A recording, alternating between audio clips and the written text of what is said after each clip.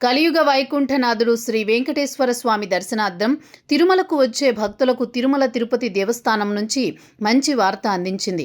పెద్ద మొత్తంలో విరాళాలు అందించి వీఐపీ బ్రేక్ దర్శనం పొందేవారికి ఎదురవుతున్న వేచిచూపు సమస్యలను తొలగించేందుకు కొత్తగా ఏర్పాట్లు చేస్తోంది.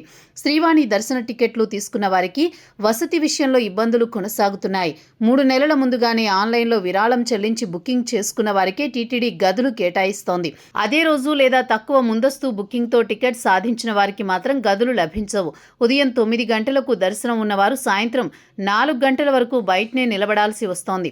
విశ్రాంతి తీసుకునేందుకు తగిన ఏర్పాట్లు లేకపోవడంతో వయోవృద్ధులు, పిల్లలతో వచ్చిన కుటుంబాలు అలసటకు గురవుతున్నాయి.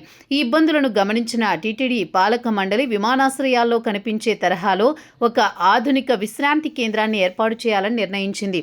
భక్తులు సుఖంగా కూర్చుని వేచి ఉండేందుకు అవసరమైన అన్ని సౌకర్యాలతో కూడిన లగ్జరీ లాంజ్ని అభివృద్ధి చేయనున్నారు.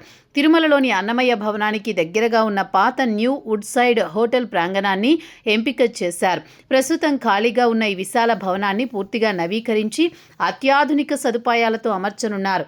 దీని ద్వారా శ్రీవాణి దర్శనం కోసం వచ్చిన వారు గంటల తరబడి బయట నిలబడాల్సిన అవసరం ఉండదు. ఈ కొత్త ఏర్పాటు భక్తులకు గణనీయమైన ఉపశమనం కలిగిస్తుంది అధికారులు భావిస్తున్నారు. స్వామివారి దర్శనం మరింత సౌకర్యవంతంగా, నిశ్చింతగా జరిగేలా టీటీడీ చేస్తున్న ఈ చర్య భక్తులకు ఆనందం కలిగించనుంది.